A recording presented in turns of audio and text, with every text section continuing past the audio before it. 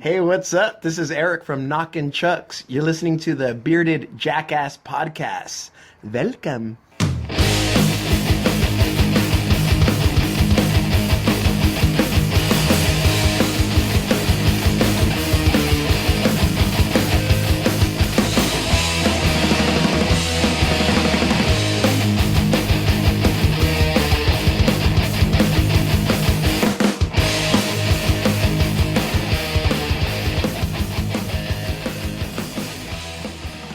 Jackass, play your stupid song. It's the Bearded Jackass podcast. It's the Bearded Jackass podcast. It's the Bearded Jackass podcast. It's the Bearded Jackass podcast.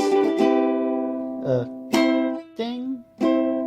Hey, what's up? I'm Jackass John, and this is the very first episode of the Bearded Jackass podcast, a podcast where I will be hanging out with local musicians, bands, artists, and business owners from or around San Antonio, Texas. I've been involved in the San Antonio music scene since the late 90s with various punk and metal bands like No Idea, Human Consumption, Secret Man, I'd Rather Die, Marin, Wings of Valkyrie, and now Knockin' Chucks and the Lemmings. And in that time, I've had the opportunity to play with and become friends with multiple musicians and bands. So most of the people I'll be hanging out with on this podcast, I've either known for years or just met recently through playing shows. Now, this month's episode will be about San Antonio local band Lloronas. I had some drinks with 3/4 of the band last week at the Mix and got to know more about them. So before the interview, we will hear their first single, American Puta, from their upcoming album, Year of the Puta, which they are having an album release party for on Saturday, March 25th at the Limelight. They'll be partying with Harvey McLaughlin and the Bottom Feeders, Heather Go Psycho, and Fea. So make sure to check out that show and give all the bands love and support. Now, here is American Puta on the Bearded Jackass podcast.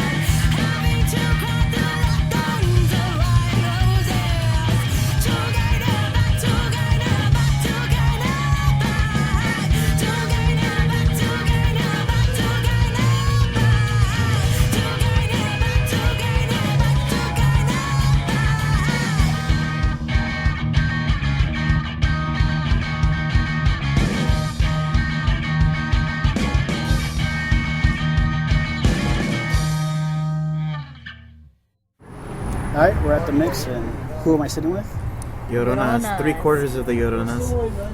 Yeah, our drummer couldn't make it. She worked so early, but it's all good. All right. Now, give y'all's name and what y'all do in the band. All right, I'm Hasiel, and I play guitar and backup vocals for the Lloronas. I'm Amanda, and I sing. 4 different bands? Yeah. I'm Honora. I play bass and I do backup vocals. Cool. Now, where did y'all originally meet? All of y'all. Well, me and Honora went to high school together. We were in marching band, flute section at South San. Yeah, so we were friends in high school, and Haas, we worked together at Sam's Club. And I don't know, I guess a couple years went before we even started the band. Yeah, I eventually found Amanda at First Friday. We were drinking at the same bar where they had this really cool oatmeal chocolate stout beer or something. It was pretty good. And I saw Amanda there, so we started talking. And then again, more time went by, and then I got a Facebook notification from Amanda saying that they were looking for a guitarist for the band. So at the time, I was like an Instagram post. Yeah. Was it? Yeah. Yeah, we Instagrammed it, and then we shared the Instagram picture on Facebook. Okay. Yeah, at the time, I was trying to do my own stuff, and so when they were like, "Hey, we're looking for a guitarist," I'm like, you know what? Let me just try it. Worst comes to worst, I'll just not go back. Not go back. And so yeah, that's when I met them. But Around what year was that? 3 years ago. 2014. Yeah. I think we... Oh, no. Yes? Yeah, it was 2014. Yeah, we started going out a lot more because she came back from Dallas. She was in Dallas for a while for school, and we would hang out on the strip a lot, going out, and we were dude, fuck this, let's just start a band, let's do something, let's make music. We've always wanted to, you know. We're sick of supporting our friends in bands. We want our friends to support our band. I don't know, yeah, everybody always told us nah, y'all can't fucking do that shit. I don't know, I remember in high school going to shows and guys would be nah, girls can't fucking do that shit. Nah, you gotta do this. You gotta be up here. I'm hold my keys, hold my wallet. Yeah, fucking. Oh, dude, I used to take their pictures and I used to record. I'm fuck, dude, I want to be up there. I want to sing and I want to fucking do it. You know? You're gonna hold my purse. Yeah, hold my fucking purse. Yeah, I have a similar story. I remember, like I said, when I was 17 and starting in a bunch of different bands. Yeah. Eventually, when I was about to graduate at 18, I told my friends that I was going to go to school for photography. And then my friend says, that's exactly what I imagined. Because he was in a band, he's like, that's exactly what I imagined. We would be going on tour, you can come along with us, take our pictures. And in my head, I'm like, fuck no, that's not happening. That is not how it's going down. I'm going to start my own band. And that's how it worked every time I went to a show. Yeah. I would get super hyped at watching the band, and then I'd get depressed because I would be like, that's such a cool sound, they look so awesome up on stage. Yeah. And then I'd get sad because I'm like, but I'm not making music. Yeah. I just felt like there was a pit in my stomach to where I was missing something. So I just jumped at the next opportunity, and this is where we are now. Oh, so that's what I was going to ask next. Was there any other band before this? Were you on anything else? No, we weren't. Marching band. Concert band. I always wanted to, but I don't know. It was just we're very discouraged. I had some friends in high school nah, dude, I don't know, we can't, or you know. Yeah, yeah. But I don't know. I guess being older, we're nah, dude, we can fucking do this. Cool. Let's do this. Nice. Well, was there any major influence that? Not necessarily a sound y'all were going for. Was there anything that influenced y'all more aside from the fact that I want to start a band? Was there anything that? Well, I think for besides the fact that we were told we couldn't do it, we really wanted to have a bigger voice. Yeah. You know, we really had a lot of stuff to say. We still have a lot to say, and we wanted to put it out there. And what better way than to start a band and fucking shout it at everybody? Hey, we're fucking here. It's no one really listens to you because they're oh, whatever, you don't know anything. But when you're on stage, they kind of have to listen to you. And so just aside from just being yeah, we should start a band, I think personally, it became real for me when I watched The Punk Singer on Netflix. That's a good documentary. And I was dude, fuck yeah. I think I texted Amanda and I was you need to see this documentary. This is really cool. She started her band for the exact same reason that we want to start ours. This is where we start. Where do we go from here? We don't know, but this is where we start. So like Bikini Kill was a big inspiration. Yeah, for me, I think we started off with like Bikini Kill covers, and what was that one band, The Giant. Yeah, they have like that really cool song on Guitar Hero. Yeah, I think I heard. it's like Seven. That's what's called Seven, right? Mm-hmm. And we learned like a couple of covers, and it was just me and Nora and Amanda, our drummer, for a bit.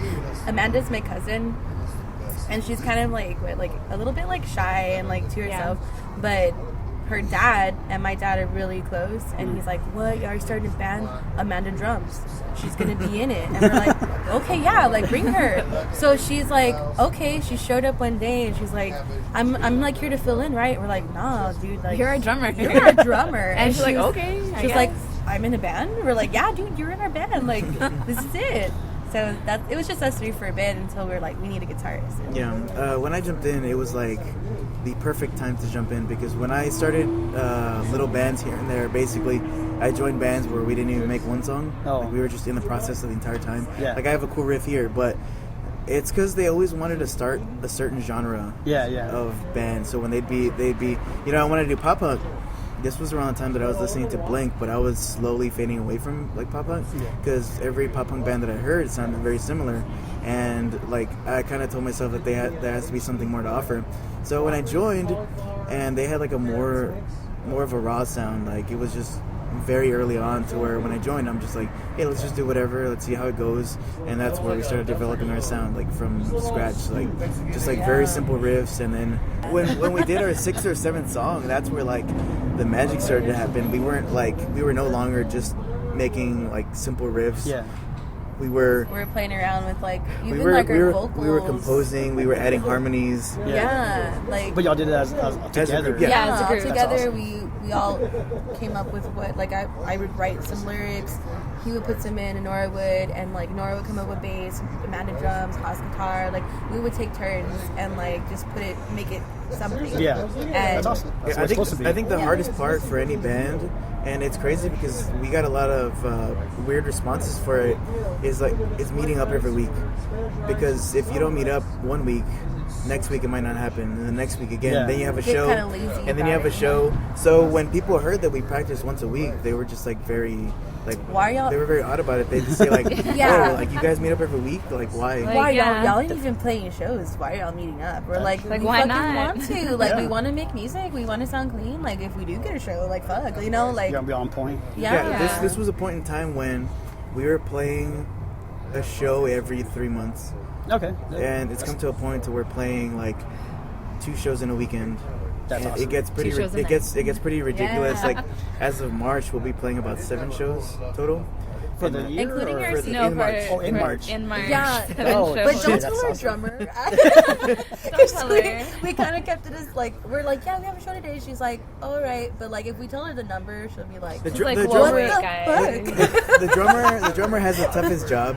Yeah. So we- therefore, we- it's I- like it makes sense to be kind of iffy about Yeah. another show coming up. We're like, hey, we got offered another show because she's the one that has to lug around stuff. So nowadays, we actually offer to like drive her, take her stuff with us. So her I mean, parents we don't help have to her, work. man, and then It she works. works some crazy hours. Yeah. So, like, dude, like, we're like, Amanda, like, we'll pick you up. That's all you gotta say. Like, we'll help you, and we fucking all of us, like, we'll take all kinds of fucking bags and shit. That's what it's supposed to be. And she Yeah. has a big. She works shit. and she works with metal. So like every week we're like, please take care of your hands. Don't Yeah, I know. don't lose a finger Yeah, today. every 'cause we week, might need that. every week it's one thing or another. It's like, oh, I pulled my shoulder, I shit. pulled my back, I dropped a piece of metal on my foot. Yeah, I I've smashed, got the I flu. smashed my finger, and we're like, no. Yeah. Oh, like Amanda, you need those. Yeah, that's hard.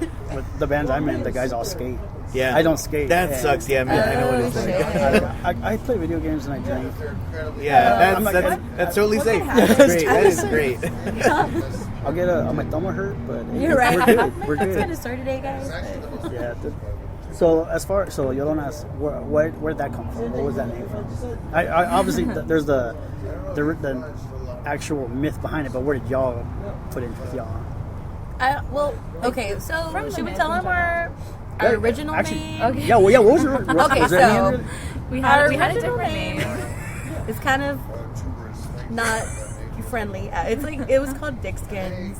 Okay. We wanted, we're like, yeah, let's be Dick Skins. We're And my the dad Dick was Skins. like, my dad was totally like, "Hey, Quintanilla," like when we started, he was like, "Are y'all practicing? I don't hear Oh my music God, in there." he would bang. Like, He'd he's bang like, on the door because every time we ended a song, we would like giggle like fucking He's all, "Why are you fools. laughing? I don't hear music." Yeah, And he'd we're bang. like, He'd like bang on the "What?" door, and he's like, "I don't hear any music. I don't hear any crying either, Lloronas." And we're like, "Okay, let's practice." When we were first called, like we were like, "Yeah, Dick Skins is cool. Like it's tough. Like let's fucking like be that." And like my parents were like, "I guess like Well, your dad we'll was- have your to dad get was used cool. to it." And Her dad was cool with it because he was like, well, there's another band called like, what is it, Iron Vagina? It was something, or like Iron, I don't know. There was another band. He like kind of compared it to that, and her mom was kind of like, I go to my parents a lot for their Yeah. like if they approve, it's like okay, it's good. But they kind of were just like it's cool, but like I don't know, like so we were like I don't know what show we went to the We Co-Hangers went to show. go see the Co-Hangers, and it was the first time that Faya was performing at 10-11 when it was still 10-11. 10-11, yeah. Yeah, Now and Ventura. Yeah. we were there and we're like so inspired like by everybody. Yeah. It's like fucking like we love the Co-Hangers and I was like, you know, dude, like we really probably need like a serious name, like because we don't want to just be like a knockoff, like Yeah. Dick Skin, you know? Yeah. And we really like this one. Oh, you should show me your tattoo. Oh, so yeah. she has this one drawing of the Llorona that she really wanted to get on her body, and I was like, dude, this is so beautiful. Like we would always talk about it. Like it's so pretty. And We really like the Llorona legend, just because like it has such a place in like Hispanic culture and everything, like for Mexican us, culture like, for growing us, up, yeah. And like I was telling Amanda that like Llorona is 1/3 of like Mexican like feminist theory because you have the Virgen, Malinche, and you have Llorona, and it's the Virgin, the Mother, and the whore, I think. And so it's like these three facets of like what Mexican women can be seen as, you know, and how Llorona is has been turned into the symbol of like suffering, but also not suffering in silence anymore. Now she's kind of like an icon for women who are just like, no, I'm not going to do what you want me to do. I'm not going to be just another like statistic of my culture. I'm not going to adhere to like your standards, society standards, my culture standards. I'm going to do what I want to do. So like that's totally what we're all about. so it meant like it really meant. Yeah, it made sense that we changed our names Yeah, to that. and we're like, yeah, let's ask the rest of the band. Yeah, the crazy part is to this day, I still go to a show where we finish playing, or even at school when people ask me like, "Oh, you're in a band? Like, what's the band called?" And I'll say Lloronas, and they'll be like, "What?" Like Lloronas, and then they won't be familiar with the tale of La Llorona. Yeah. And it's really crazy because just the other day, I know that there was one of my friends who actually plays Dungeons and Dragons, and he didn't know the tale of like the lechuza. And to me, I thought everybody knew about Yeah. the lechuza because I'm fucking Mexican. Yeah. So when he was like, "Really, like a witch that turns into an owl?" and I'm like, "Yeah." Like, you never heard of it? He's like, "No, but that's good Dungeons and Dragons material." so telling him about the Llorona, telling him about, yeah, we saw. So it's just really crazy that people don't know about the Llorona, but it's really crazy because like I was all for it, you know. Yeah. Well, about that, you know, for those who don't know what the Llorona is, about what can you explain? Yeah, when I was a kid, it was like an also, urban legend, I guess. Everybody has different versions. Yeah, it was like an urban legend. When I heard it, like a long time ago, my parents would say like, "Oh, you know, if you don't behave, the chamuco's coming for you," Yeah. and that's the devil. Yeah. Or it's like if you don't behave, like Llorona is looking for like her kids, and she would She'll say, come and take "Donde you." están mis hijos?" And she would like come to you, and she would like suffocate you in your sleep. Yeah. And you know, that's the first time I heard of it, and the entire time I didn't know that she was gonna become like a popular feminist icon. Yeah. And it wasn't until like when I joined the band and they had already come up with Lloronas. This is kind of new for me about the feminist, but like he said, it makes a lot of sense. Yeah, it correlates. Yeah, it makes a lot of sense on that. That's cool. So y'all mentioned when y'all saw it in the beginning that y'all wrote the songs together. Is there any major main songwriter? I write a lot of guitar, but like more recently it's changed. In the beginning, I used to actually be drifting off into sleep, and I would hear something in my head Oh, I hate that. to where no, like it's that point where you're falling asleep, and you say, "Should I write it down, Yeah. or should I go to sleep?" And I know, and when I tell myself, no, go to sleep, you'll write it down in the morning, I'm not going to remember you it. never So I would actually force myself to wake up, write it down and record it, show up the next practice and be like, hey, I have a new song idea, check this out. Like, I thought of this in my sleep, which sounds absurd, but it makes sense in my head. Makes a lot of sense. But more recently, it's been more like, hey, come up with something for next practice, and we'll talk about it. We'll riff off of it, and we'll come up with something. Record So it, it's we'll become save it. it's become more of like a team effort. So Cool. it's really great that we get to show up at practice and we got more material. You know, like by now I have like about 7 or 8 songs that Like are like newer a ones? possibility. Yeah, like 7 or 8 songs or like riffs. Yeah. Like with different parts to it, to where we can be like, yeah, let's work on this one or that one.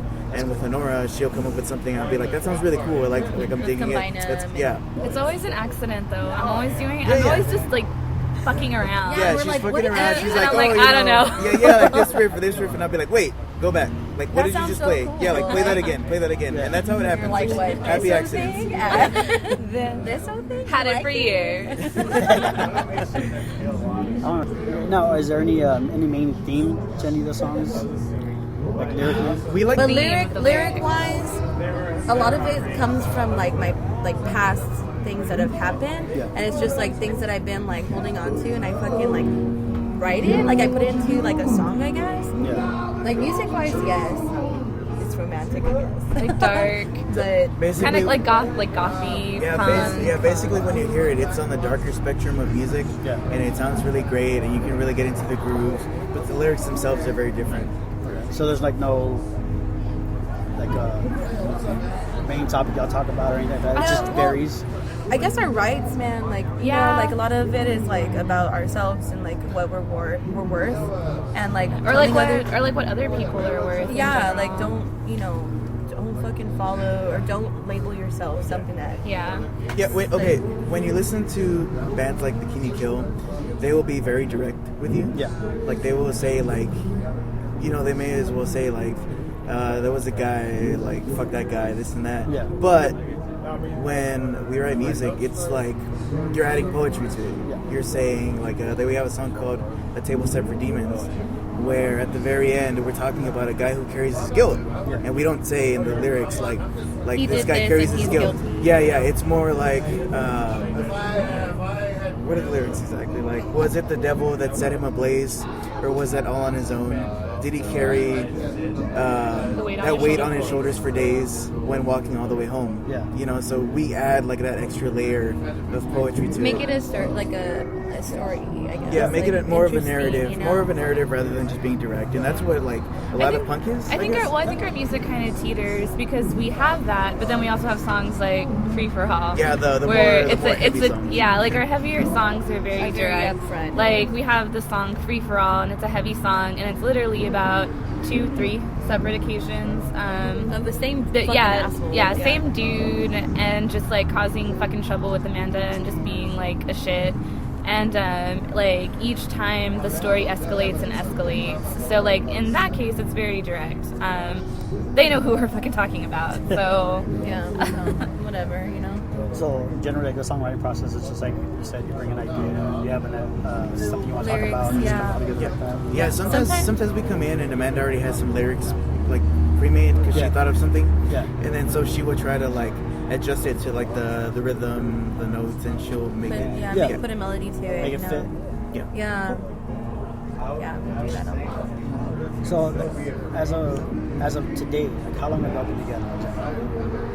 It's almost been like almost 3 years. That we've it been was together. like October. Yeah. It was October We've been- when we started, and I think you jumped in November. Because y'all both had birthdays. Yeah, we both had birthdays. November spawned 2 monsters. But, yeah. Yeah, so I mean, we're very influenced by Morrissey as well. You can tell.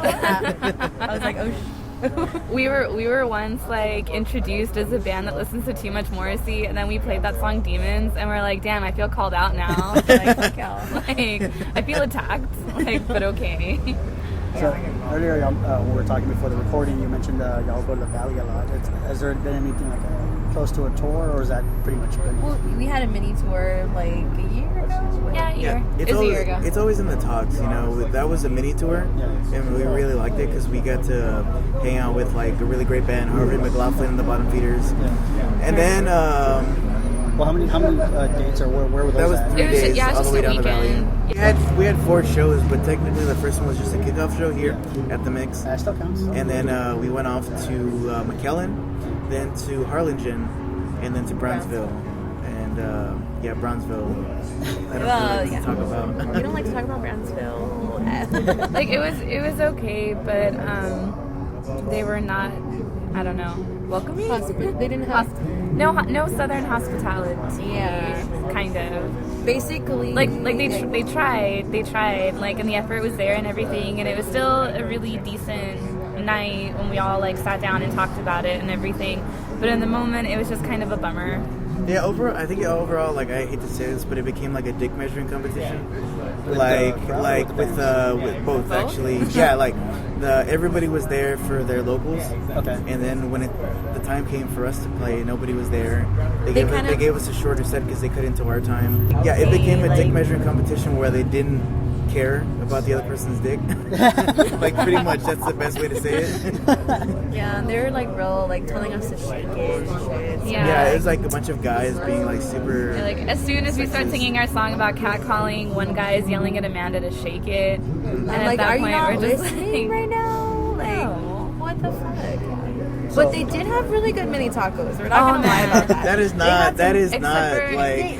I know, Oh, shit. but I mean, just a positive no. Okay, but like also that girl thought that I didn't know what a crispy dog was. She was like, it's a hot dog wrapped in tortilla, and I was like, I know what I'm about. Like, Hey man, just we're give from it the to south me. side of San Antonio. Just give it to me. And I I went, know that shit. and I was like, there's no cheese in this, but neither here nor there. This Yeah. sucks. Yeah, but in terms of tour, like, I've been making it a point to really push any shows that we get. And that's not to say that we say no to a lot of shows, Yeah. because we say yes to pretty much every show we can get. But like a lot of bands that come in from like either the East Coast or the West Coast, I try to like really say, let's try to do this one more than every other one, because that will make contacts. Yeah. And we can go East Coast, West Coast. We've made friends. Like, we're gonna play a show with a band from Miami. We played with a band from Brooklyn, like 2 bands from Brooklyn actually. So, and then some bands from California, like Dos Ghosts. Canada, bands from Canada, so we can go up north if we want That's to. pretty badass. So, It's all about us planning and saving our money and me being out of school, like, so summer tours are more possible Yeah, exactly. than anything else.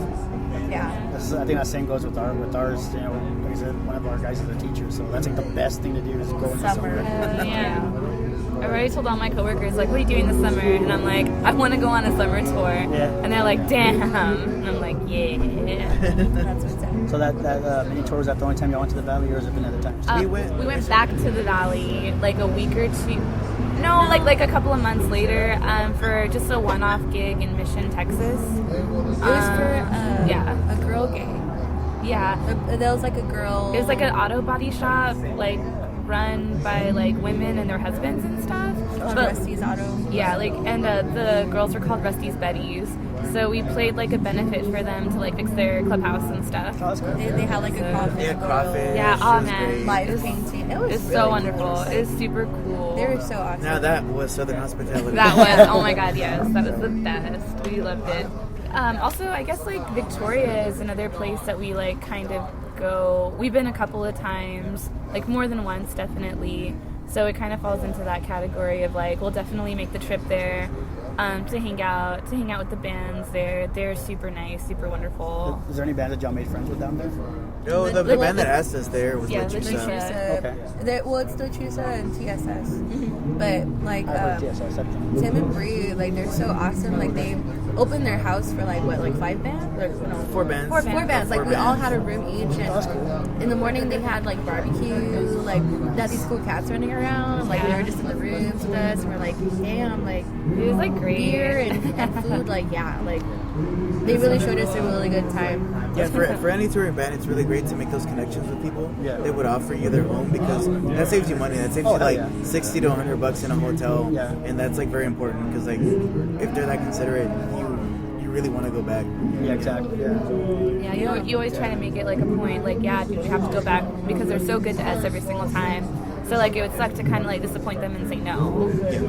Yeah, even though the drive is pretty scary out there. Oh my I've god, that drive never is been to the Valley, so I don't know. terrifying. That's The- what we the- Or actually, I saw. did as a kid, but I fell asleep a lot. Yeah, the first night in Victoria, it was the second one, right? Like It was the very first No, time. but like we didn't choose to stay the second time, or we didn't choose to come back home. The first time we decided to come back. Yeah, we the came first back right time. We after. thought, it's cool. Like we'll come back. We have to go to Austin the next day or something like that. Yeah. Like we have to go back home. You know. Well, fucking like we ran into like a Chusa. You guys were asleep. Me and I Amanda were in wasn't- I the wasn't front. asleep. I wasn't paying attention. And the one time I choose to not pay attention and just kind of like days off or be on my phone, I hear people like screaming, saying, "What the fuck was that?" And I'm just like, "What was it?" And it's gone. And they're saying we saw something with like rounded off ears. Yeah, it and looked like hind teddy bear legs. ears. Like teddy bear ears, but like a big like rabbit body, like hunched over, and it was just like hopping. It was like hopping along the road, and they're like, it's a cat, and I was like, no, it has round ears, like a teddy bear. Like I literally kept on saying that, no, like a teddy bear. Amanda is dead set that it was a Lechusa. Yeah, Amanda's She's like, no. She's like, dude, we saw something evil. Amanda's so quiet. When we bring that up, she's like, that was a Lechusa. We're like, what? She's like, I swear it. I'm like, okay. Didn't like one time she like flooded our group text with like a bunch of pictures of like She tried to like get pictures online and show us like, look guys, this is it. This is it. this We're is like, what we saw. like okay. So, Yeah. I know y'all touched about the cat calling and stuff like that. People being rude. Like, what's that part of like the biggest challenge y'all had as a band? The funniest part is that whenever we start playing SA Vicious is when people say, like, I think in their mind, like, they snap, like, catcalling. Hell I'ma yeah, do like, that. they're gonna do that. Yeah. It's always been like that. And it's crazy because the more aggressive we get towards being against catcalling, that means our more aggressive songs. That's when people are, like, watching us and, like, I could see that, like, some guys are, like, watching the women as eye candy, and I'm just like, fuck off, dude. Like, that is not cool. Yeah. Sorry. I mean, like, yeah, I guess, like, the whole, like, objectification. Like, I mean, I guess on some level, just have to accept, like, you're up on a stage, so people are gonna, like, look at you and judge you on some level. You know, whether or not they think you can play your instrument, or whether or not they think, like, you look good enough to be up on stage. But, like, it really becomes a problem when, like, they transfer that so like they feel like they can talk to you or touch you afterward, and there's been a couple of times where it's just been like too much to handle, because like we can handle getting like yelled at on stage, like that's kind of whatever. We've been yelled at like on the street all our life. Like we're yelled at on the strip sometimes, yelled at like going down the street going to Korova. But like when you take the next step and like try to put your hands on us, like that's where it's just like no, like we draw the It's just wrong line. in general. Period. Shouldn't be Yeah, hands on like anybody. I can tell, like if someone comes up to us like and they're like, yeah, like you can tell like they're not really into the band, they're like into you. Like we've had that a lot, Yeah. like where they're just like, so like, you know, like when do y'all play next? And then they're like, what's your Facebook? And then they're in your messages like, hey, come over like at 2 a.m. I'm like, hey, fuck you, like block you know? Yeah. And it's like, Yeah, I've seen it time and time again before, and that's what we wrote when like, even though I'm a guitarist and like a backup vocalist, I've like submitted some lyrics before to Amanda to where she's like, yeah, let's use this. And there was a song that I wrote like 90% to. It's called Circumnavigate, and it's like the chorus is, you don't want to circumnavigate past your biases. And I know circumnavigate's a big word, but basically you don't want to work around your biases. remember I was all yeah, I was like, all right, SAT word. yeah, it's like you don't want to circumnavigate past your biases, but you find intrigue in opposite sex performances. Yeah. Basically, like you don't think that women can play instruments, but you still want to get at it. Yeah. You know, and it's just very stupid to see that happen, Yeah. where people are just like they kind of they're- put on like a fake, like a yeah, friend. they're like, oh, you know, they find like, oh, you know, your band's really cool. What's your name? And then like they're just like, oh, so that's like a segue into like, oh, so what are you doing tonight? Yeah. You know, that's like very stupid. I see it all the time. I see it working, and I'm just like, hey, like get away from that person. Like I know what they're up to. Honestly, that's totally how I knew Joseph was the one, because he came Her here. boyfriend. He came here to watch a game on the TV, and he was like not paying attention to us play at all until we started playing our last song, "Girl Fight," and he's like, "Oh hey," because we always start off like, "Oh, who's from the South Side?" And he's like, "Hey, that's me. I am." He's okay. like, oh, I'm from the South Side. He was like, "Okay, yeah," and then he like started I like watching us them. and stuff. But like after that, because like I thought he was cute, and like Amanda asked him if he was single, and he was, so it was cool. And so I was just like, oh yeah, but like he was just like not into like, oh, it's so cool you're in a band. Like it wasn't anything like that. He was like, I'm gonna be honest, I was watching the game, and he's like, but I was tuning into your music, it was pretty cool. And he was like, I'd like to see you guys again, you know, like when I'm not watching a game. Like, Not okay. game. I'm like, okay, cool. I'm like, that's great, that's wonderful, that's genuine. Outside of music, do y'all have any passions that are not musical or not music related? Yeah, I'm an art student, so like I think the school that I go to encourages you to like be handy with like in multiple different like mediums. So basically, like you could be like I am a photo major, but there's also ceramics, sculpture, drawing, painting, a new media, and like I forgot what else. But basically, in your art degree, you have to at least take the intro course to all the other ones that you're not being a major of. So because of that, I actually became very into like making graphic design work. So a lot of the flyers that we make, I actually design, like the shirts and everything. And if not, we get an outside source. But like I really dig their work, so I get good at like wood shop. I get good at like designing stuff, and it just, I guess the entire education system where I'm a part of, they teach you to like, if you want to learn something, just learn it. Like that's basically the only thing that's keeping you away from it. It's like your want to learn it. Like you could say, oh man, I wish I could like make my own guitar, but all you have to do is learn woodworks and soldering, and that's pretty much it. So they encourage you to do that, and that's yeah, that's how I like I make my own custom stuff, and that's like rooted deeply in like the DIY scene. When we started off, when we were like, we don't have the money to make the stickers, we don't have the money to like to get shirts done. Like we bought Avery labels and Mod Podge, labels, and stickers. DIY. Shirt making. Yeah, so we printed out patches on a computer, like a. How do we do that again? We bought like the fabric ones? Yeah, fabric. So I accidentally bought when I was trying to like make t-shirts, like t-shirt transfers, I accidentally bought these transfers that were fabric, but you had to like sew them on, and I was like, well, that's shitty, I don't want to do that. But I had a whole bunch of them because I spent a lot of money on them. So we made these like little fabric patches with our names on them, like a floral background. Like floral backgrounds and stuff like that, and we just printed it off on the computer and like chopped them up and everything. Our first show, we're like, we have gifts for everybody, stick around, and like we just handed out patches to everybody. Patches and buttons. And buttons. Yeah, so the DIY scene definitely transfers over to like your school and like you're teaching yourself. Like why pay a lot of money when you can do it yourself, you know? So, and that's how I like developed a bunch of skills, because I'm just like, if I'm gonna want to do something, I'm just gonna learn it rather than like paying somebody else to do it because they know how to do it, you know? And it's cool too, because like something like that can also translate to even more revenue for yourself too. Yeah, for sure. Yeah, we cut costs so much, and then while we're doing that, we like make friends along the way, and then you know it's cheaper for us in the end.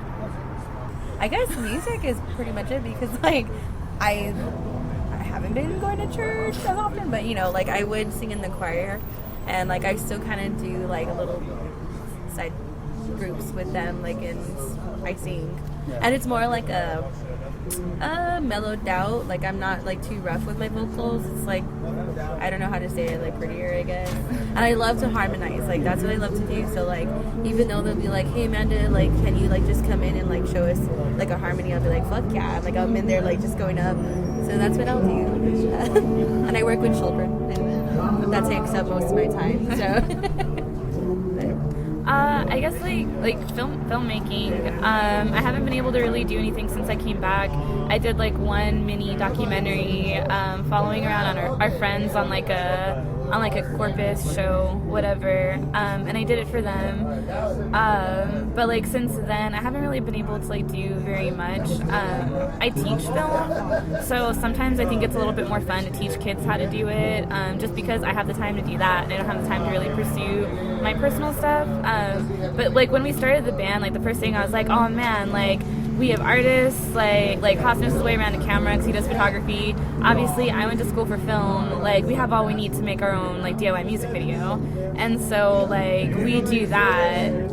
Like, we always talk about, like, how we're going to do a music video. And I'm always constantly thinking, like, how we can pull it off with, like, the least amount of extra people. Just because, like, I guess I like to have control over that sort of thing.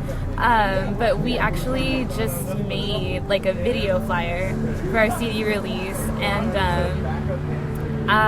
we shot it at First Friday. One of my film students did it, and then I continued to do it, put together like on my own time and everything. And I floated it to Hasiel, and he's doing all the graphics for it. But I mean, like, now we can do video flyers for ourselves, so that's pretty cool. Yeah, Can't wait to release it. It's so fun. Most definitely, like the graphic work and everything. I actually started because of school, because I started using Photoshop, Illustrator, and then I went to Premiere Pro, and then I went to After Effects. So like when it comes to like the graphic stuff, like I add like text and I can have it follow somebody as long as the image is like well enough. So for sure, like the flyer and all that stuff, like it still comes from like DIY, like even learning yourself. Yeah, and that's cool. Like you said, like you don't. The less hands involved, the easier it is too, because it's just y'all's vision. Yeah, like we know what we want. Nobody's there like dictating, like it Yeah. has to be this way. Like, no, bitch, we're gonna do it our way, you know? Yeah, that's how it started off too. Like with our first recordings. Those first recordings were not really how we wanted to sound. I guess, but Yeah, that was they didn't coming sound like from a us. point in time when we weren't super confident in what we and wanted. what we wanted and So what we wanted to sound like. when we were just like, I guess this is how recordings sound. Yeah. So Yeah. we were just not debating it, but after a while, once we got like our Once we got like the second half of our demo yeah, released. once we got the second half, we were just like, yeah, we were able to tell him exactly what we wanted. So it became a lot easier to be like, like, hey, like, can you turn this up? Can you turn this down? Yeah. Whatever. Tommy, like, really, like, would manage our recording studios. Tommy, That's what I did the new recording. yeah, Yeah. and he really, like, he listened to what we wanted, and he made sure, like, are you sure? Are you positive? And, like, there's some things that were like, hey, can you change this? Like, I don't like it. Yeah. Or can we go back? And he's like, yeah. Like, Yeah, no you did it on the problems. first Like, album? Yeah, first an recording. important part of recording is like being comfortable with the person that's recording you. So you can be like, hey, I didn't like this take, or hey, can I add this because I have an idea? And then they'll be like, yeah, they'll work with you. They're like, that's no issue. They're not going to be like, oh, well, I already have what I want. Yeah. Like hey, they like, will work I'm with you. tired, man. You know what I mean? Yeah. Like, can you imagine? Like, oh shit, But You're like, well, we don't really have time I for think it that. sounds good. Like, Yeah. No, like Tommy was like really great about like making sure like this is what you want, this is okay. Like, okay, we're gonna do it. And like he was just really comforting because like even like in my instance, like I'm really shy about like how I do backup vocals. That's why I do backup vocals. And so like when I had to hear them soloed out, I was like, God, this is terrible. And he's like, no, it's not even. And he was like, it's not even. Like, don't even worry about it. figure it out. And I'm like, please stop it. It's like torture. And he's like, no, it sounds good. Like, he's just, like, he was wonderful. Like, he worked so hard. And I think part of it was because, like, we spent a lot of time just talking to him in general. Yeah. Just, like, getting to know him. He got to know us. Like, he had questions about our music, and we would talk to him about, like, the stories behind it. And, like, he was so, like, taken aback that, like, they're, like, real stories. That's real. That happened. We're like, yeah, dude. Look, I can't wait to hear the rest. And I'm just like, oh shit. Like, I don't know. So on that recording process, when did y'all go in the studio for that? November. It must have been No. like, well, we went. It was December, no? It was December. It was early December because early December. we had put our money into it, and then you said you were gonna. The rest of your money was gonna go into like Christmas presents. Christmas presents. Oh, yeah. Yeah. Because Yeah, so- it was supposed to be November. We were Yeah, supposed yeah. to record during Thanksgiving. We were supposed to record in October, and Oh, yeah. that's when they were going through these renovations because they were going to open up a new studio, and then we were like super dead set on October. And when we got the news that the studio wasn't going to be ready, we were really bummed out. I was just like, but you promised. Like in my head, I was like, but you promised. And eventually, I knew that it was worth it because they said that they were unsure about the sound. We were being a little impatient. We were eager to get in They just there. want to take Like their money, they want to nervous actually too. make it. We're We're just nervous. I'm so glad we did because it was like really like everything looked so awesome in there. Yeah, it totally worked out the way it was supposed to work out. I think like everything happens for a reason, and like we recorded early December. It was perfect. Like a weekend. We literally did like a weekend. Like 2 days of like Thursday, solid Thursday, recording, Friday. and then one more day of fine tuning, It was adding what we Thursday, needed to Friday. add, like backup Oh vocals. yeah, like 2 evenings. And then it was just like mixing for the rest of the time. And it was just Tommy that worked on it. It was Tommy, the one that was recording, and then there were people that would like help set up or just hang out and like give their 2 cents, be like, hey, you should like turn up this, you should add this effect to the drums or this and that, and we would hear it, and like the reason we didn't disagree was because it sounded great. You know, if not, we would have been like, It works, you know, it like, works, it works. yeah, we weren't gonna say like, hey, quit being such a dick, like stop, like debating as to what you should add or not add, because they were giving the 2 cents, and we agreed with it with the way it sounded. So Like also, these are people that like done it before. Like these are like our Lost Records brethren and stuff. So we really trust like their opinion when it comes to sort of thing, because like we're still kind of new. Yeah. And like this recording they've been process, around the block. this recording process is way different than anything else we'd ever done before. So it was really cool to kind of have them like guiding us a little bit. Like not too much. They let us shine in the way that like we wanted to or whatever. It was just kind of like a gentle hand, like, oh hey, you know what sound really good? What do you guys think? And we're like, oh hell yeah, you're totally right. Like So, who runs Matador? You mentioned the last It's last Jason. record. Jason from Lost Project. Jason Lost Project, who Nick lives there. from Lost Project. It's more like a Wancho. And Wancho and Wancho. Tommy. It's like a Wancho Tommy maybe. Like, Wancho, Tommy, and Jason. Well, I don't. I think All of them pretty much put their hands I think in, Jason like- might have agreed to like help pay with it because he's gonna be living there. Okay. And then it was like Juancho and Tommy who wanted to like start their own studio, so it's like a bit of amalgamation of a bunch of them They all put together. a lot of work in. You know, they paint, like they did everything themselves, like painted Yeah, and so set up. all Like, the renovations they were with posting the online. assistance of their Yeah. fathers. yeah. Like, Yeah, their dads went somebody and knew how to helped do paint, or Oh, somebody okay. knew how to like close off a door that they didn't want to use anymore. So it was like mostly it was a little bit was assisted, but for the most part, they're the ones that had these plans, and they were like, this is what they wanted. So it was really great what they did with the place. Like we saw pictures of like it used to be a Mexican restaurant, I think. So yeah, so like so that. from there, when they closed out, they were like, this is what we did. So we were like, you can't even tell. Like That was a this restaurant place looks great. You Yeah. should check it out. It's really Yeah, cool. I'm gonna be interviewing Juan because I've known Juan forever, and there's an ongoing joke that I'm his dad. Yeah, that's why if you ever see me post on his, it's like, hey, what's up, son, or what's up, Nico, or Something. like that. He's like, what's up, dad? Started as a joke a long time ago, and it just stuck. Kept it going. Yeah. It's a sweet spot. What's the name of the album? It's funny because I went to the people that we went with to mass produce the CD. Like we made 250 copies originally, single sleeve, because we were just this is gonna be the tryout, and once if we make enough money from it, we'll just get a double sleeve with like lyrics or with like special thanks, extra images and whatnot. So when I went to it, they asked me like, so what's the album? And I was like, Year of the Puta. And then the guy's like, so like I'm not familiar with like Mexican like culture too much. It was a white guy, and he's like, what does puta mean? And I'm like, well, it's like bitch, but some people use it as a term of endearment. So Like that, puta. yeah, like it's like year of the puta, year of the woman who like why do they call her puta? It's because she has her own beliefs and she doesn't let people push her around. So I think that's pretty great. I think a lot of people don't understand. A lot of Mexican words have many. Yeah, they do. Yeah, it's just all about the context. It's funny because it's kind of like an ongoing like inside joke with us, because our first year as a band, when we got like all of our social medias, especially on Instagram, we'd like hashtag a lot, of our pictures Year of the Puta, and they'd be like, yeah. It was so, like a constant running joke, and so when it came time for the CD, we were like, hey, we haven't even come up with an album title, and I was like, Year of the Puta. Like, it's been set in stone, like, from the very beginning. Unintentionally, but Yeah. unintentionally, but intentionally. That's cool. Are there any songs from the first recording that are going to be in the next one, or is it the same songs? Or what? We Anything have, new? well, like, we redid them. We tried to get all of them, but there are 2 songs that we didn't get to record because of the time crunch. 3 songs actually, but two of them that were in the original EP that we didn't get to record. So we have a DJ who like really likes one of our songs that didn't get to like make the final cut just from time constraints, and we told her like, hey, we're still going to be doing something with Lost Records. It'll come out on there at least, so we can have like that compilation we were planning on. Yeah, so stuff we didn't get to finish on the CD will come out in another CD eventually. Don't worry. Yeah. Like, we know what our fans want. That's DJ Iris. DJ Iris from? 103.3 The App. She does the local licks at 6. And she really likes our one song, Tell That Girl to Speak Up. That's a good song. So, thanks, man. I've listened to the songs before and I've seen y'all play a couple times. I actually played with y'all. No, I think I played with y'all once. It was at High Tones. High Tones.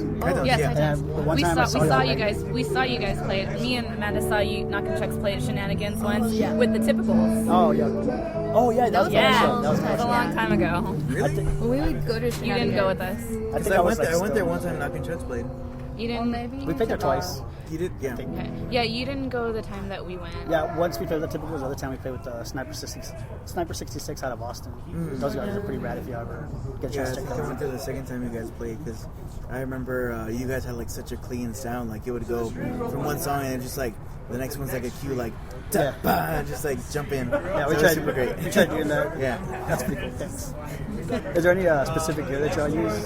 I know you say you make your own guitars. Yeah. Like in terms of sound, like I used to hear this a lot from a lot of people, and I didn't really get it because they were always saying like I was listening to like guitarists or musicians, like singers saying like they're always looking for that sound, and I'm like, what the fuck are they talking about? What is that sound? Like quote unquote. And eventually, like when I started playing guitar, I used to tell myself I'm looking for like a higher sounding guitar, like more rich, like the higher tones, so it differentiates from the bass. And so every time I look for like when I found the guitar that I'm using now, which I actually like a Telecaster that I painted and everything. I liked it because it had like a higher sustain than my other guitars I had before. So basically, like that's what I look for. Yeah. Like in terms of amps, I've heard Fender's really good, but right now I'm using like a Line 6 head with a Marshall speaker. That's what I did. But if I were to find a Fender, I'd definitely try it out. But like I know what the sound that I'm looking for, but it's very difficult to explain. Every guitar is always looking for that tone. Yeah, Tone exactly. chaser. You're a tone chaser. Yeah, exactly. Is there any specific pedals you use or just? I use just the channels on the amp. Like I switch them by hand because I think every song that I have that we play, like it'll be one channel, but it won't be a mixture of two. Okay. I do have a Line 6 pedal that I need to get fixed because it breaks. Like let's say I hit a note and it's sustaining and it'll just cut off. Oh shit. So Oh, has it got noise gate on it or something like that? yeah, beyond that, I don't really use any pedals. She uses the pedal. I use the pedal. So the first bass that I started out with was a Fender Affinity Jazz, and it's purple, and her name is Kathleen. But I fell in love with this Washburn bass that I found at the pawn shop, and it's like solid, like silver glitter. Oh, that's cool. Her name is Yvain, but she didn't work. But one of my coworkers like fixes basses and instruments and stuff. So I bought it for cheaper than what it was, and he fixed it for me in 10 minutes. And like I started playing with it, and I was really nervous. But then I was told afterward that actually the Washburn had a better sound. Better, like not better, but like just different and like more fitting of our style than my Fender did. So I haven't really gotten back to the Fender yet. I keep telling myself I will, but I've gotten like so comfortable using the Washburn. I actually use the Big Muff bass pedal, and like it's so good. So like I was in a play through the month of October at Overtime called Loco Lobo. They needed a bass player, and the guy who wrote the play, we played a show with him, and he kind of just like called me up out of the blue, and he was like, hey, I need a bass player, like can you do it? And I was just like, like I was really nervous because like I haven't been playing bass for that long, and he was just like, no, I think you can do it. And it all worked out and everything. So when we were in the stages of just practicing the band, he pulled out his Big Muff, and he was like, I think you should use this. Yeah. So I used it, I fell in love with it, and then it like shorted out before we got to like actually use it on stage, and I was like, no.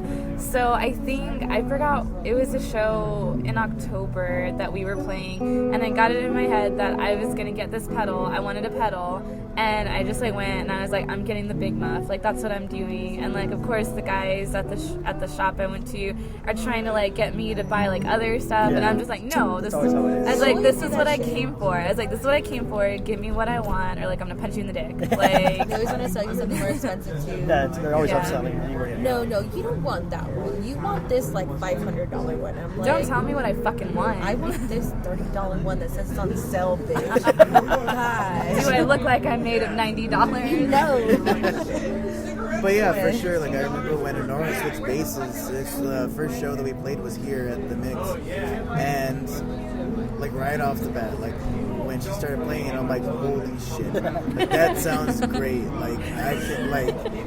I remember the day. Like the moment it changed. The moment she changed bases, I was just like, yes, like this. That sounds That great. just changed the whole sound. It Yeah, changed it the was dynamics fun. for sure. Yeah, it was a lot of fun. Shout out to my coworker, honestly, because he fixed like the intonation on it and everything. And it was so- super quick, right? Yeah, it was like literally 10 minutes. Like I was like texting him, or I told him at work, I was like, oh, I'm so bummed about this bass, it doesn't work. And he's like, well, what is it? And he's like, actually, I think I know what it is. It's the output. Just buy it. And he's like, tell him you're not going to pay $180 for it, though. Yeah. And I was like, okay. So, like, I went back, I bought it, and I, like, texted him a picture, and he's like, bring it to work tomorrow. So he looked at it, and he's like, yeah, I'll bring my tools. And he's like, it's your output. I'll bring my tools. So next day, like, beginning of the day, brought all of his tools in, his soldering iron, fixed it, went to his room, fixed the intonation on it and everything, and like I just had it, and I was like, yes. He let me like plug into all of his stuff because he's the audio teacher. So like in the morning when we're just like downtime after we finish all of our like lesson planning for the day, I'm just there like on my bass, and I'm like, this is amazing. Now if I can just get that gear. What's the future like right now? Aside from the CD release, are y'all planning anything? Future life. Yeah. We like to set like a new goal, but there is not like an ending goal as of yet.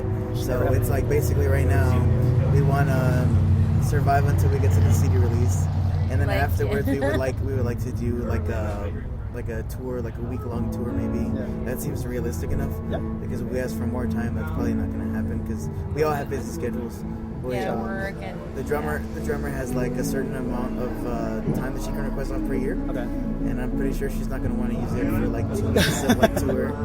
But that comes later. Yeah. That comes way later on. We're going to do a month-long tour like last project did.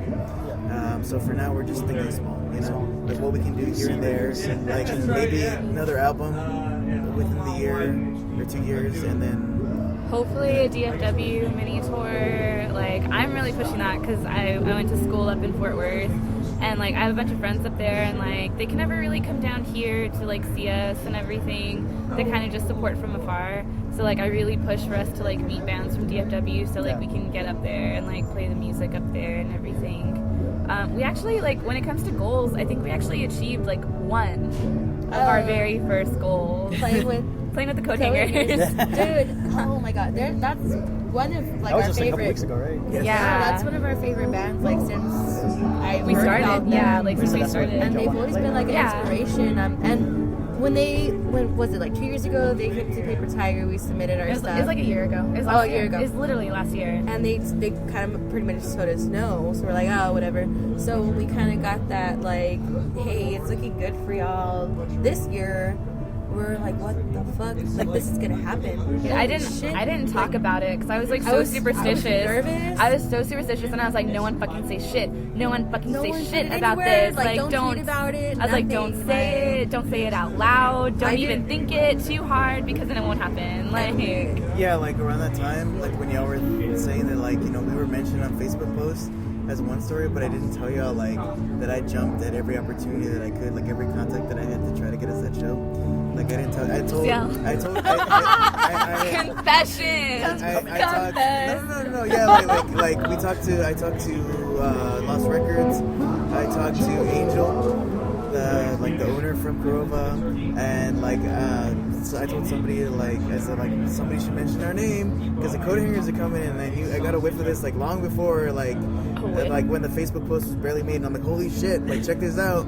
And then so it was really great to just see it come to fruition eventually because it's really different. It's really weird to see it come from like, hey, you know, like your heart starts racing and you're like, hey, there's a band coming. see if you can help us out somehow. And then like eventually our names are brought up, and eventually we're taken into consideration. And then the greatest part is when somebody says, you know, they're being very difficult about it, but just know that you're on the top of the list. That's awesome. To be in that show. Yeah. Let's cut out the difficult part thing, though. Yeah. Don't That's like like- assholes. That's always the hard part, just waiting. It's like, Yeah, really. Like we waited for about 2 weeks to a month. Like my favorite part was, I'm sorry, I'm all excited. So like we played, like, okay, the first band opened up and the girls like were in the little room that they have in the basement. Yeah. Like they were, I don't know, like drinking it up, whatever. When we started playing, they fucking came out, dude. Like maybe like our second or third song, they were out, and like Julia, the singer, she was like, I saw you guys. I saw y'all. You were up there. I was like, holy fucking shit. I was like so like fangirl, like you. Like we gave her shirts. I was like, take our merch. Take Like, we hardly have everything. merch right now because we're like saving up to buy new stuff. And I was like, just take what we have. Take everything. Just take it. Yeah. We even gave her a CD. It's not even released yet. That was completely different from when I went up to the drummer to get a picture with her, because every year they've come, I've gotten a picture with one of them. So the first year when they're at Kurova, or like the second time we saw them at Kurova, I got a picture with Julia. When they're at Paper Tiger, I got the picture with Minnie. And so this time it was the drummer's turn, and so they said something, and someone, I don't know how, but she realized that Who she was. she realized who I was because a bunch of the students from my school went to the show, and one of them, who's not even my student, told her that I was her teacher and that I was in the band. And so when I said something about like Sanchez, she's like, "You're Miss Sanchez," and I was She's like, you should have seen her face. She was just like, you're Miss Sanchez. Holy shit. Like, she couldn't believe it that she met Miss Sanchez. she's like, "Your kids came to see you," She's and I was like, oh my god, I'm so happy to finally meet you. And we were like, okay. it was like vice versa. yeah. I was like, okay. I'm like, okay.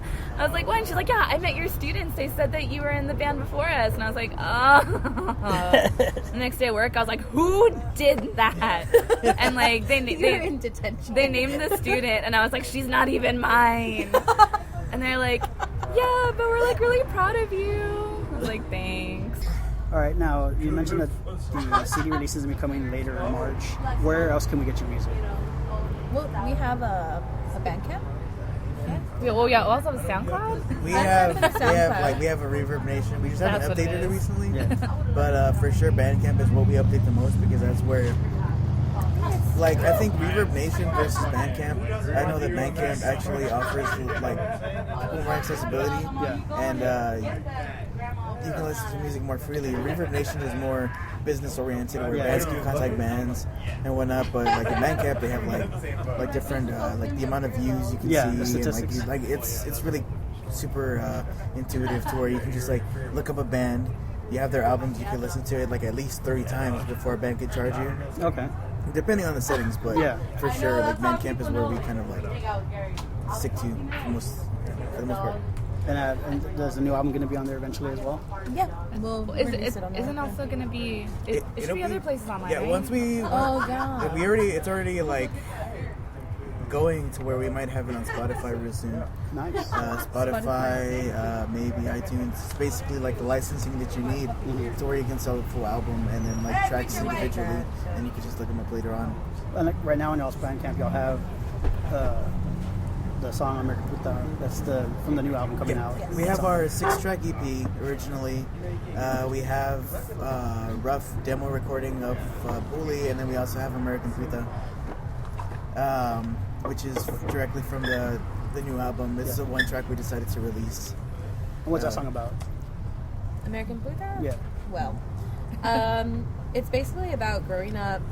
So we're all from the South Side, and us being like, when we were young girls, we kind of were like labeled as a statistic, like, oh well, You're never going to make it out of the South Side. yeah, you're always gonna be there. Like you're gonna end up like, You're gonna get pregnant at 15. yeah, you're gonna have a baby. You're gonna work at this restaurant forever. Like, you know what I mean? Like pretty much like labeling us and saying that we're gonna be stuck. But I pretty much wrote that song like telling the next generation of girls.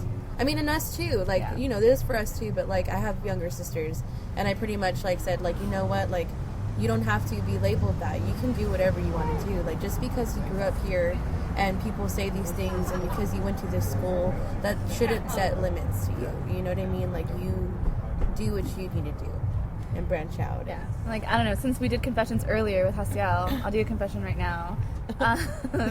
So like when you did American Puta, it reminded me of when I was in college. I was like going into my senior year, and I was debating whether or not to break up with the guy that I had been seeing since my senior year of high school. And long story short, he's a bad hombre. But like, I talk to everybody about it because like I have to know for sure that I'm doing the right thing. So I talked to my sister, and she just said, you know, whatever I wanted to do. I talked to like my best friend and everything like that. I talked to one of my best black guy friends, my best girlfriend, but the one that like kind of solidified my choice to like end things was my cousin Elisa. And it was because like it was after Thanksgiving, and I just told her I really needed to talk, and I just laid out everything for her, like everything that had been building up, everything I'd been holding in, everything I couldn't say to anybody else, like not even my sister. And she like looked me dead in the eye, and she was like, you need to get out of this. And she's like, because I don't see him leading you down a good path. And she was like, and I don't mean to sound, she's like, I don't want to sound like I'm giving you like a big head or anything, but I've always known you're destined for more. And I was like, what do you mean like that by that? And she's like, I don't see you as another Southside statistic. Like, you're gonna end up, she's like, if you stay with this guy, you're gonna end up like stuck on the South Side, barefoot, pregnant. He's still gonna be doing the same shit, and your degree is gonna go to waste. And she was like, you're not a Southside statistic. So like when Amanda talks about being a Southside statistic, like that's all I can think about is my cousin telling me that like I was worth more, and like I wasn't supposed to end up being like that. And so like I needed to like make the change for myself, which was like probably the best situation like I ever got out of, the best advice I ever took. So like whenever we play that song, like personally, I always think of that, and I always try to remember that like when I'm talking to girls that are younger than me. I'm just like, yeah, like put yourself in their shoes. And it's like no matter where you come from, South Side, West Side, East Side, whatever, you know like how it is, yeah. Like you're always being told that you're never going to amount to anything more than like what's down the street from you. And so like to be able to tell them like they're wrong, like whatever you want to do, you can do it. Like if you want to stay there, that's totally fine. But just know that it's but it's not your option. Yeah, it's not your option. Yeah. Like it's not your only option. So the song has more meaning now. Yeah, we can totally go on and on about that. Like, I mean, in a way, I totally like I identify with it, even if I'm a guy. Yeah. Like when I get told that I'm not gonna be a statistic, it's kind of like it makes sense. Yeah. Because like I knew a lot of guys like when I was working at my second job. When I was like 20 years old, I must have been like 21 or 22 at the time, but I saw guys that graduated with me the same year, and they look 40 years old. Yeah. They look 40 years old because they've been through so much stress, like getting like I guess marrying the person that they thought they were supposed to be with for the rest of their life at 18, and like just having to go through that whole process together, doing what you're expected to do, like doing what you expect adults to be. Like that whole process like adds so much stress to it, and I'm over here, I'm like 27, and I'm just like I'm just barely going through everything that they went through at 18, and I'm like, this is the right time, like this should be like I do it when I want to, and this was like way later on, this was like a personal choice. So like it's very different to see like what people thought you would become versus what you actually are right now. Same thing. I see a lot of friends I graduated with. I'm older than y'all. Consider that.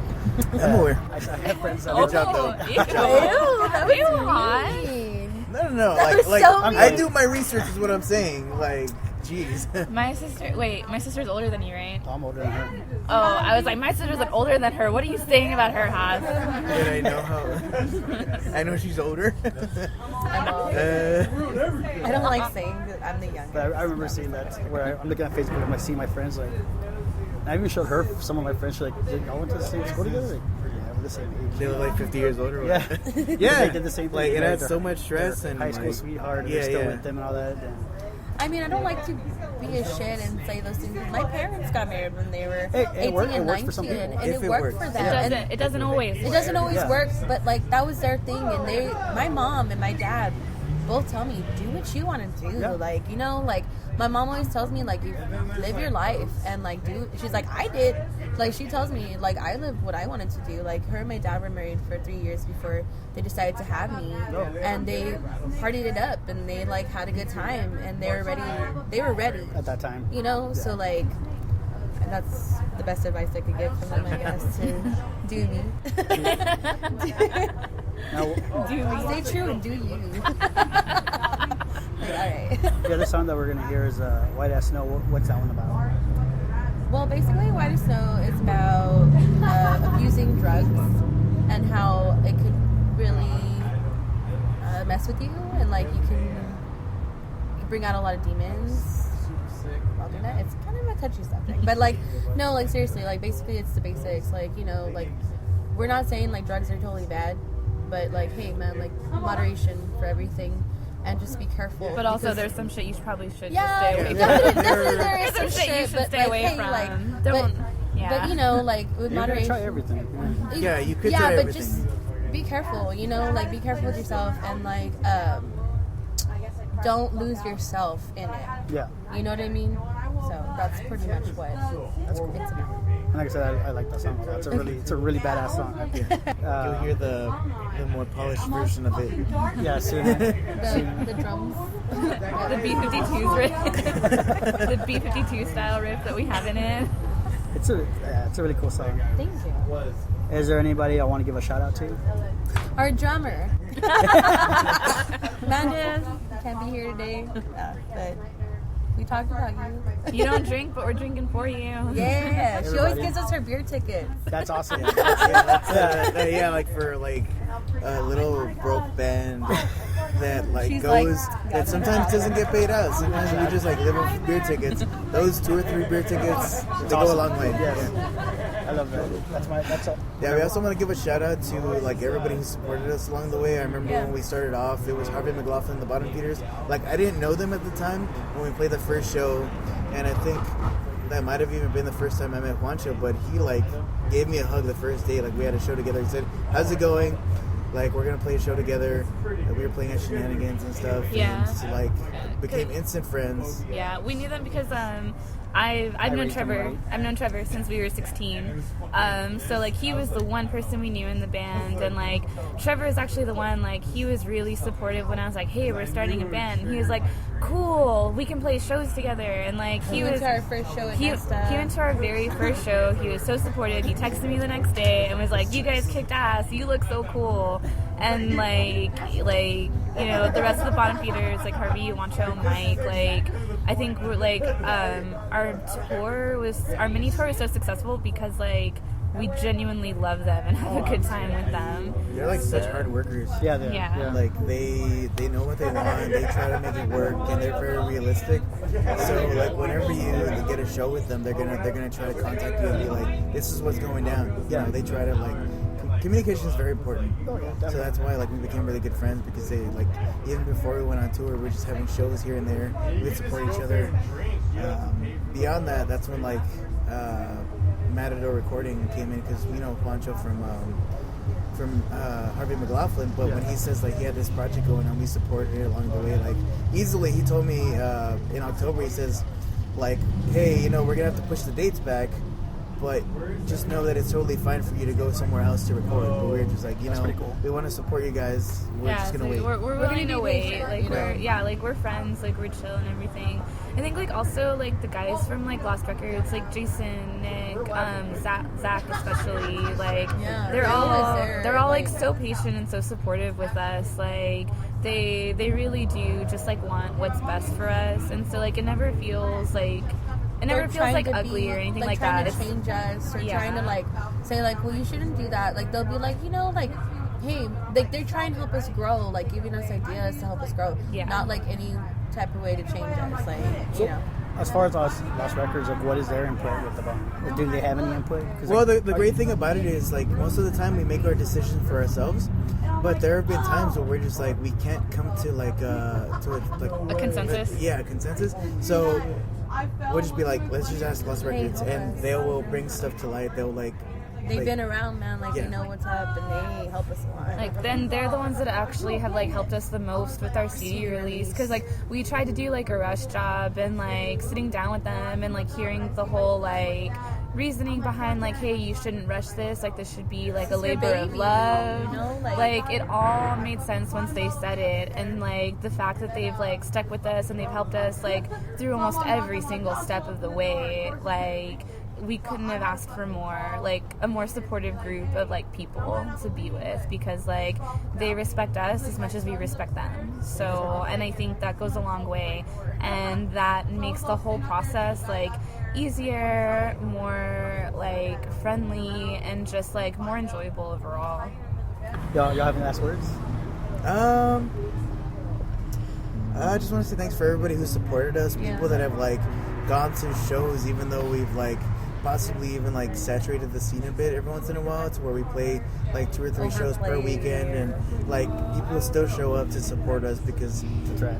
like they believe in us, and they know that we're still a growing band, and like we get offered opportunities by like a bunch of different like groups, like this, like different zines. We get like asked to do mural blessings, we get asked to do like like art shows, like the shopper markets, like for art vendors. Like every chance that we get, we jump on it, but we're very grateful because that means a further connection to where we can like ask them to do something for us. Yeah. And like, and it's genuine though. It's not like you do. we return the favor. We return the favor if they ask us, because that just means like even with FEA, for sure, like they offer us a lot of opportunities, and even though we can't do all of them, we for sure like make that connection to where like, you know, you thought of us, so we're gonna think of you in the future. It's really hard to get support, but like, hey man, like the people who do see us and like support us, like we really are appreciative. That's why we like pushed ourselves to do things, you know. Yeah, people who were there when we had like a 5-song set list are still there when we have like a 14-song set list if we wanted to. Yeah. You know, so that's really great to know that we have people like that, and it's good to know that we might we'll build more people like that. Yeah. I don't know, I always say shout out to those teens that asked to take a picture with us that one time, because that was really humbling. God, that was my favorite. That was so humbling. Like, At it the was really Cohanger cute. show, I thought they were asking us to take a picture of them. Oh, okay. I was like, yeah, sure, I'll take a picture of y'all. They're like, no, y'all are Lloronas, right? I was like, yes. They're like, can we take a picture with y'all? I was like, fuck yeah, you can take a picture. Let's get over here. Like, we are so touched. Like, dude, that made my night. It was like, very surreal for sure. It Like, was.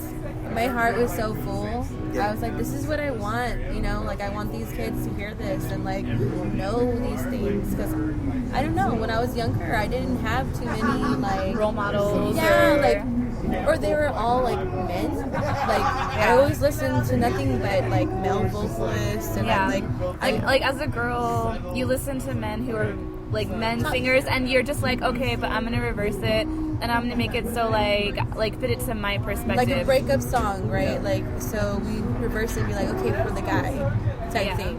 I mean, we don't really have but like, breakup songs. yeah, but like we never had like a woman singing a song that we're like, yeah, that's completely me. Like, we don't have to change any aspect of it.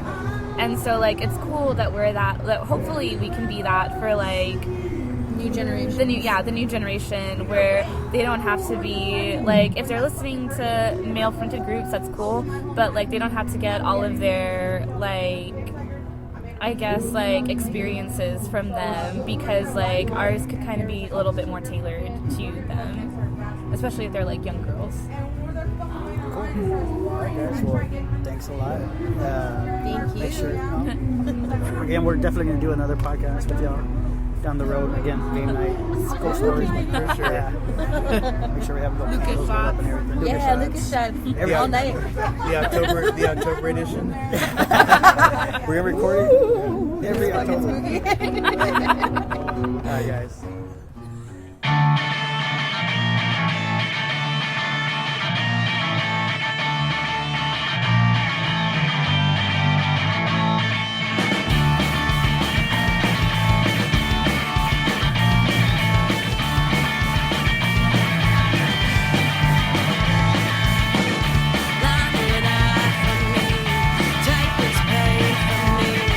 Get me out of my body and mind.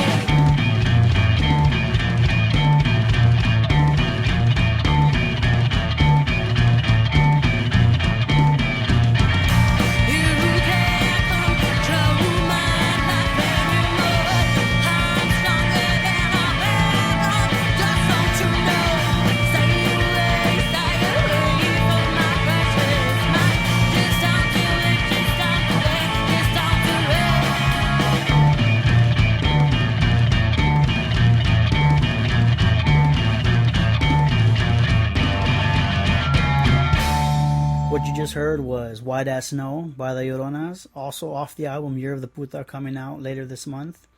I want to thank the Lloronas for hanging out with me. You know, we hung out for a couple of hours, so what you heard was just a portion of that night. So you definitely will be hearing them on this podcast again in the future. So make sure to follow them on Facebook and Instagram at lloronas.satx. That's LLORONAS.SATX. And on Twitter at Lloronas_SATX. And give them a listen, you know. Go to www.lloronas.bandcamp.com. They have their first EP and their newest single on there. While you're following them, make sure to follow this podcast on Facebook at The Bearded Jackass Podcast. And on Instagram at The Bearded Jackass. On Twitter at Bearded Jackass, you know, because adding the made it too long. The Bearded Jackass Podcast.bandcamp.com. And at soundcloud.com/The Bearded Jackass. This episode and future episodes will also be uploaded to YouTube in case you can't hear it over at the SoundCloud website or app. Next month's episode will be featuring my homies Mark, Eric, and Weed. Yes, the knockoffs and knockin' chucks. I'm Jackass John. This has been the Bearded Jackass Podcast. Thanks for listening. Hi, this is Wes from Lemmings. You're listening to the Bearded Jackass Podcast. Ba-ding!